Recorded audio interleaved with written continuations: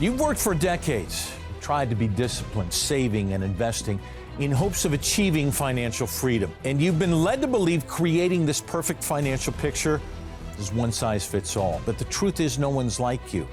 Your perfect financial picture won't look like anyone else's. You deserve a financial strategy just as unique as you are. So how do you navigate the complexities and volatility of a financial environment that just never sits still? How do you find the guidance you need?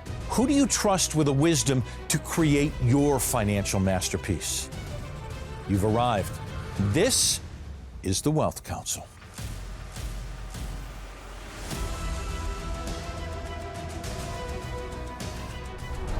So glad you are with us. Thanks for joining us on the Wealth Council. Brad Johansson, along with independent advisors from around the country, trying to solve the mystery of retirement. And we continually do this. Grateful for your time here. Let's get into it with some of the best around the country. Prashant Sabapathy out of Baltimore, Maryland, Washington, D.C. Nice to have you with us. Rebecca Walzer, serving clients all around the country, based out of Tampa, Florida, and based out of St. Louis. Don Chamberlain, serving clients around the country. I want to talk markets and retirement risk because, shoot, the market's where you're supposed to be, right? This is the best place to be. This is what I do. I set it and forget it. I'm going. And you know what? If you've had a decent wealth advisor over the last 15 years, probably done okay in the market. And now things change. RMDs, do I even know what that is? Does that matter? Does regulation change? How does that affect my retirement? Let's begin on that because, Rebecca, you have been analyzing markets for as long as I can remember, working on this to try and figure it out. Why does regulation matter as we start working into this maybe next 30 years of my retirement game? Well, I'm going to start with Secure Act 2.0, which basically allowed a lot of people just to applaud this thing like, yay, you know, I'm so excited. I'm not forced now till age 75. It phases in. But I'm not forced until age 75 to start taking my RMDs. And my question is, how many financial advisors have actually sat down with their client, gone and done a future value calculation of what your balance will be at age 75, and then you start taking the RMDs? In other words, there is a cost to deferring the withdrawal and the taxation of this portfolio. And let's not forget, we are on the precipice of the full retirement of the baby boomers. We are $30 trillion in debt, more than that. And now we have to actually give Social Security and Medicare for this largest generation. The analysis shows from 2009 that the middle class tax brackets will need to be in the 60s in order to provide all of the baby boomers the Social Security and the Medicare benefits they've been promised. So I am not a fan of tax deferral in 2026 or after. I am a fan for buying the government out at the cheapest cents on the dollar possible, and deferring that to a problem later down the road when the tax rates are likely higher does not make any logical sense. Hold it, you're telling me that waiting is a bad thing and that the government pushing something down the road for us is actually not in our best interest, Prashant? You look at even the One Big Beautiful Bill Act, which allegedly made it a permanent extension of the Tax Cuts and Jobs Act. But when it comes to government, what is truly permanent? It's permanent until the next administration comes in and changes it.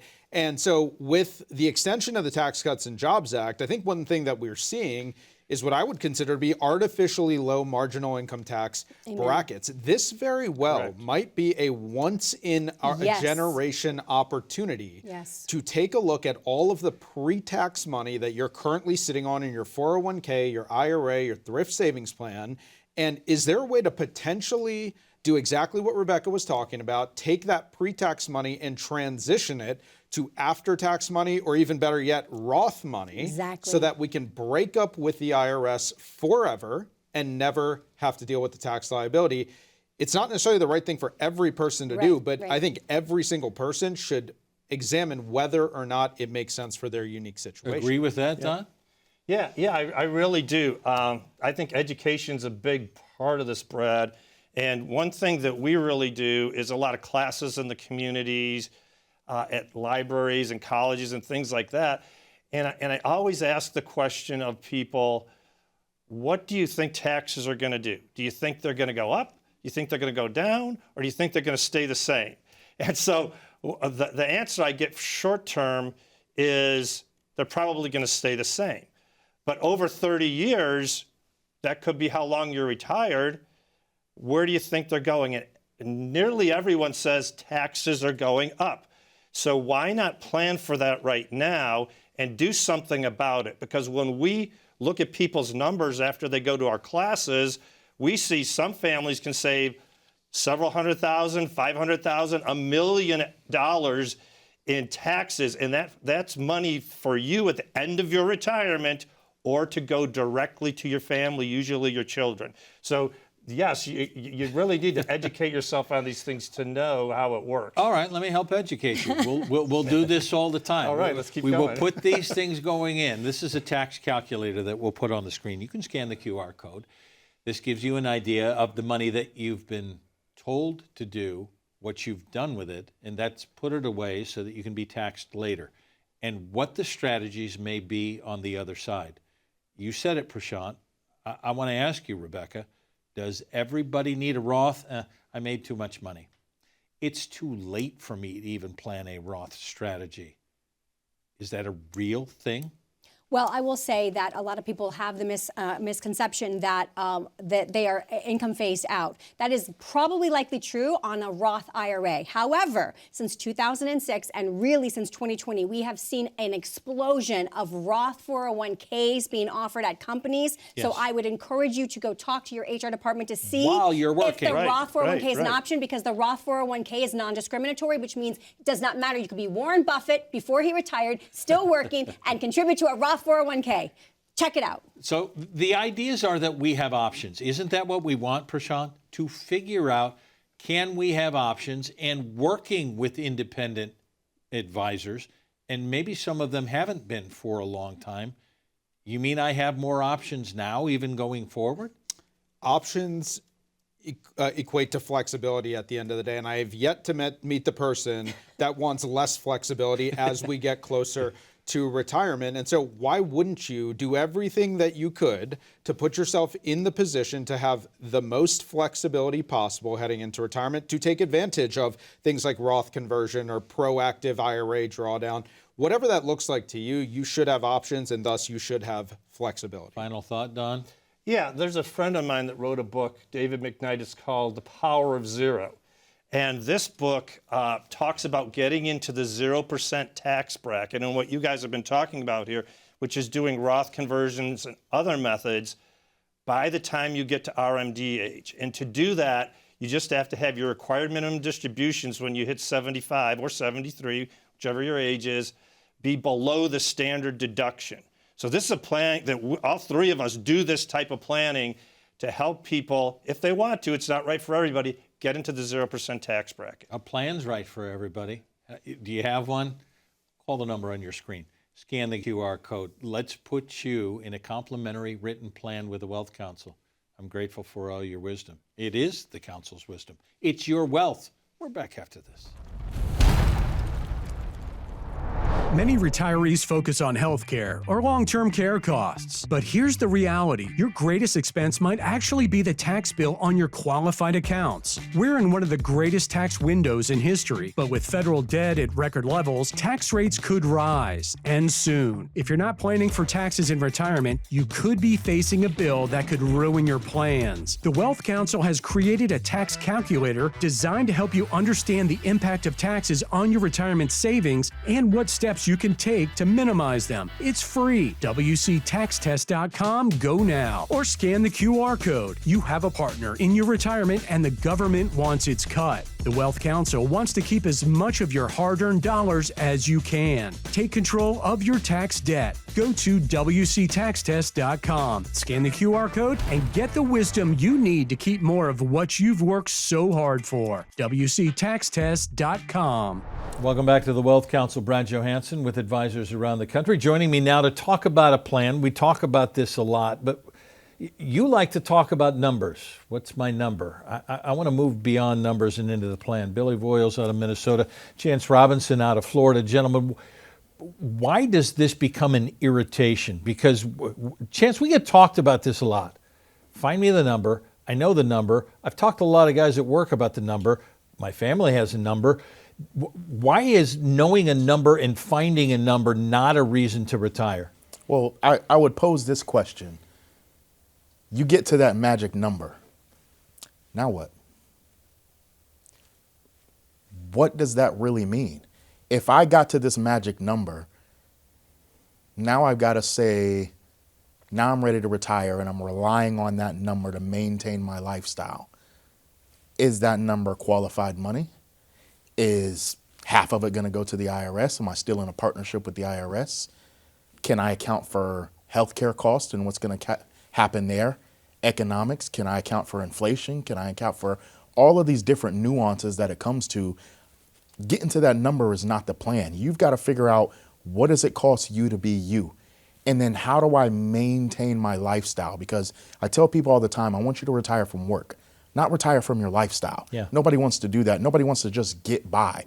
So you have to have a plan to be able to, put things together the way that you decide that you want to live for the rest of your life, and take all of the nuances and considerations into an account for that. Does that mean we've been told wrong all along, Billy, about how to figure this out? Because, look, when we talk about the number, $1 million used to be the number. You find $1 million and you can retire and you do 4% and you're all good.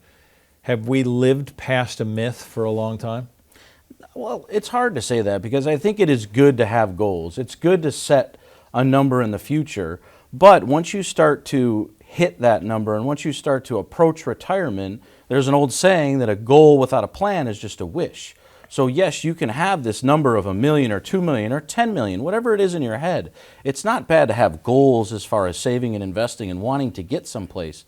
But once you hit the top of that mountain, now you really need a plan, because you need to figure out, all right, how much can I spend on a monthly basis? What is my tax impact if I take it out of this account or this account? How much taxes am I going to pay? Am I going to all of a sudden hit Medicare IRMA limits? There's a lot of questions that those numbers don't answer for you. I continue to go into this by saying that a lot of folks have not really put together anything because they haven't figured out, and I know this sounds odd, but the majority, am I right in the majority of people haven't figured out what they want retirement to look like? Well, and that kind of falls back to what I was talking about earlier. Your number is not going to be the same as somebody else's number. You've got to sit down and say, what does it cost you to be you in your life? What exactly does that look like? And when I say that, I always want people to think about maintaining your lifestyle and what things you like to do. If I was going to close my eyes and say, I want the perfect retirement, I want to be able to go out to eat, I want to be able to travel a couple of times a year, or whatever that may be, what does that look like? And then you got to be able to secure that. It's not so much about the number, but it's predictable income for the rest of your life, predictable protection away from all of these different nuances, lawsuits. We know we're in a lawsuit-happy society. Sure. Healthcare risk that come up, taxation risk. Then there's the economic and political risk that come along with that. There's all of these different things that have to be taken I think in. the danger when we talk about finding a number, Billy, is for a lot of people, they haven't thought past that, because this is what I do every day. It's what I've done for the last 40 years. Yeah. I do this very well. So I just like to get to a number close and have somebody tell me I'm okay now because I want to stop doing this. And you say, what do you want to do? Yeah, and they say, I don't know. Yeah. We ask the question, what's it all for? And I think as like partners for retirement planning, as real coaches and guides in retirement planning, sometimes we're just trying to figure out what their why is going to be in retirement and what retirement is going to look like for them. Because you all of a sudden now you're going to have an extra 40 hours a week. If you don't have a purpose as to how you're going to spend your time, your money, your energy in retirement, then what is it all for? What are we trying to accomplish here? Whether it's with your assets or with your time, we need to have a real discussion about that, because otherwise you'll go through your retirement and won't feel fulfilled. And then you'll waste one retirement, which is all you get. Are you ready? We do these tools to make it easier on you. We have a retirement readiness quiz. You can scan the QR code at the bottom of your screen. This is user-friendly. What are the questions I need to ask? How am I ready? what number do I really need to reach, and why do I need to do that? Because I need a plan. And then after you do that, you'll want to make a phone call. So the number on your screen will connect you with a Wealth Counsel advisor for your complimentary written plan. Call and claim that, because the idea of a number is nowhere near what you need to be. What you need is a plan so your retirement lasts as long as you have breath. We'll be right back. It's the counsel's wisdom, but it's your wealth. Do you have a written financial plan? A plan for an income stream when the paychecks stop? A strategic investment plan? One that plans for your tax debt? A plan that emphasizes wealth preservation and understands your long-term health care needs and includes a legacy plan? Call the number on your screen or scan the QR code and claim your free written financial plan from the Wealth Counsel. It's easy to be retired. Let the Wealth Counsel help you stay retired. Call now. You are watching the Wealth Counsel. This is The Exchange. Brad Johansson with 3 topics, 2 advisors, Brittany Hagee, Greg Taylor. Your questions answered. We begin with you, Brittany. Biggest legacy planning misconception? Well, I think one misconception is that legacy planning only applies to you after you pass away and what happens at that point. But there's actually a lot of legal documents that impact you that you actually need while you're still living. Power of attorney for financial, power of attorney for healthcare directives, those types of documents that actually protect you not when you pass away, but when you are still living, that your assets get used in the ways that you choose, not someone else chooses. Greg, biggest legacy planning misconception? That planning is done once the documents are signed. I see so many people with these big binders from these attorneys, but they've never titled a house or any of their assets into their trust. Therefore, nothing goes through the trust. They still end up creating a problem for their children, still going through probate. Let's move to question 2. Greg, I begin with you on one opportunity that people are missing right now from the big, beautiful bill. Taxes are on sale. They're on sale. Why not take advantage of these tax brackets? Now look, they're supposed to be permanent, but we all know there's something called legislative risk. In the greatest window we've had, let's take advantage and become tax efficient. Brittany, your thoughts on the one opportunity people are missing? Yeah, I would agree, because just because the tax brackets have kind of remained the same through this last legislative bill, it gives more and more opportunity, more time frame for you to actually do tax planning. Things like Roth conversions, taking dollars from your IRAs and your 401ks and putting them into tax-free accounts. That doesn't just happen though. You've got to plan, and you need a window in which to plan. Now we have that window extended, and we should take advantage of that. Let's move to question 3. Brittany, I'll begin with you. One reason that retirees feel squeezed over time? Yeah, I think one big reason is because costs are going up, but their plan does not account for that. Their income plan does not account for that. Their overall financial picture does not account for that. So when you actually take the time and the attention to plan for inflation, to plan for rising costs of healthcare and groceries and everyday expenses, it relieves that pressure, because you build that increasing income into your planning rather than saying, well, it'll be fine because it's always been fine. Greg, your thoughts, where's the squeeze? When people don't have a written income plan, they have no clear path as to how they're going to keep pace and how they are going to succeed in any economy. Do you need a question answered? Call the number on your screen. Scan the QR code. Let's put together your complimentary written plan and use the counsel's wisdom. It's your wealth. So what's your retirement plan? Travel? Spending time with the family? Keep working part-time, or maybe move to a cheaper area? How's that golf game looking? Scan the QR code. Let us know what you think.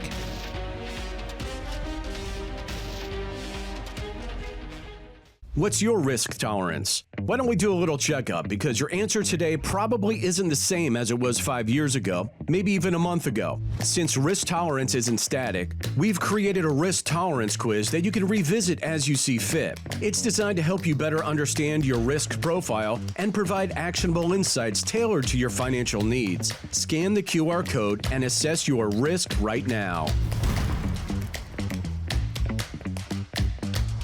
Glad you're back with us on the Wealth Council. Thanks for staying. Brad Johansson along with independent advisors around the country. We continue to talk about things that are essential to your retirement success. Let's talk about the big, beautiful bill, as we do quite a bit, to try and understand maybe a little bit more. Joe Wilson out of Ohio, Kentucky, Indiana joins us now, along with Scott Winstead out of the great state of Texas, Dallas, and Fort Worth. Gentlemen, Joe, I'll start with you. We talk about positives. Is this a window or a finish line for the big, beautiful bill? Definitely a window. And it's a window because we believe in this more than anything. It's legislative risk. The truth of the matter is Congress can change the rules whenever they want.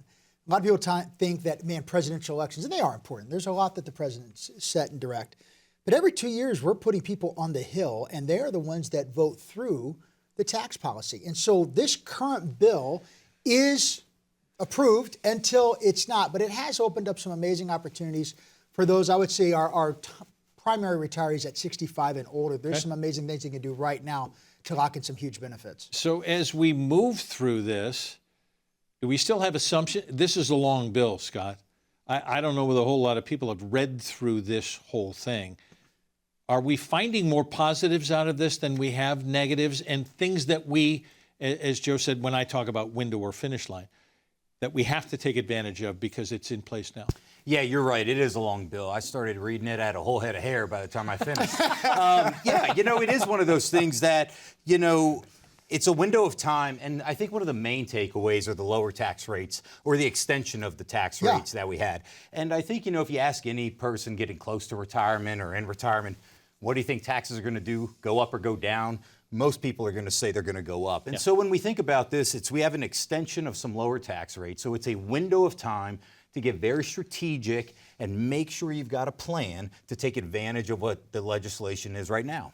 Give me an idea of where this needs to go as far as strategy takes place. I already have a retirement plan, or I've tried to put something together. Does this bill change where I need to look? Well, one thing I don't know about you, but when I look at most plans and tax law, you can only spend after-tax dollars. And I think that's why we're saying there is a window right now. And if you're 65 years old, there's an additional standard deduction based upon your income, whether you're married or filing single, that's going to allow you an additional deduction.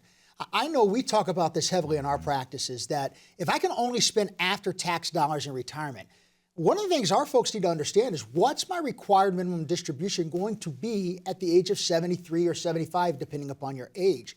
And if I have an additional deduction, that's really only temporary, 2025, 26, 27, ends in 28, there's an additional window for maybe you to sit down with an effective tax plan and help get some of these dollars in the third lowest bracket that we've seen in 40, 50 years, where I think when you look at $37 and $38 trillion in debt, when you look at Medicare and Medicaid, the issues we're having there, Social Security being underfunded, the majority of baby boomers that are getting ready to turn 65 crosses over at 2031. This is a window to help disinherit Uncle Sam. And this is something that has to be paid attention to. Yeah, you can't start it soon enough. I mean, the younger you are, the better it is, right? But you want to take advantage of these next 3 to 4 years, get as much of that unpaid tax bill. And what we mean by that is saving in the IRA, the 401k, where you haven't paid any taxes on this money. Get some of that money, pay the taxes, and get it to a tax-free environment like a Roth IRA, and then you're all done with Uncle Sam and the IRS. Well, I'll tell you why I think it's important, Brad. And you and I, we talk about this all the time. And I know when we're on the phone, we do. So many folks, you probably think, man, I'm going to be in a lower tax bracket when I retire. And that's possible. What I find fascinating is when you start looking at delaying those required minimum distributions to the age of 73, and you're forced to start taking money out, or if you're a little bit older or younger, 75, the amount of money, if you're married, coming out of that, plus the Social Security, any additional money you might take in, we're seeing folks coming in going, my God, I might be bringing in more income than I ever did in my final years of working. And when you realize that I could be. What if tax brackets just went up 3, 4, 5%? Congressional Budget Office in 2019 came out with a study that said, hey, this is before 2020 and all the printing. If we don't do anything with how we're funding, we could see a 7% increase across the board. This has to be focused on because the amount of money you could be taking out and putting in taxes, much less if you're married, and one passes away sooner, now you're in the widow tax. This is a huge tax ticking And it's time a great point you made. I mean, you know, a lot of times with these big mandatory distributions, it's more than people need. Unbelievable. And they take that money and then what do they do with it if they don't need it? We put it into another account, we invest it, so when that grows, I pay taxes again. And now we're on this hamster wheel of paying tax on the same dollar 2, 3, and 4 times. So that's where understanding, number one, what the legislation's doing, the one big beautiful bill, but having a comprehensive retirement plan to help with the tax planning piece of this, that's where that comes in. Well, even think if you're saving that money in an IRA and if you don't spend it all, and a lot of times I'll ask and say, well, folks, what are you planning on doing with this money if you don't spend it? Well, I want to give that to my kids or my grandkids. The absolute worst thing you could do from a tax standpoint is give that to the next generation. Right. You're just extending IRS's time and handle on that. It is a big, big issue for many advisors when it comes to looking at their clients, and I just don't think enough of them are focusing on it. Can I put up the tax calculator real quick before we go to break? Scan this QR code. Where are you? What's in your qualified? Do you want a solution to keep more money in your pocket? Scan this now. Use the council's wisdom. It's always your wealth. We're back after this. Your Wealth Council retirement tip: stay healthy. Good habits now, like exercise and diet, can lower healthcare costs in retirement. It's the council's wisdom. It's your wealth. Retirement planning is more than just about the markets. It's about income that lasts, decisions that are tax smart, a plan that carries your legacy forward. That takes experience, perspective, and a commitment to what matters most to you. Thanks so much for watching.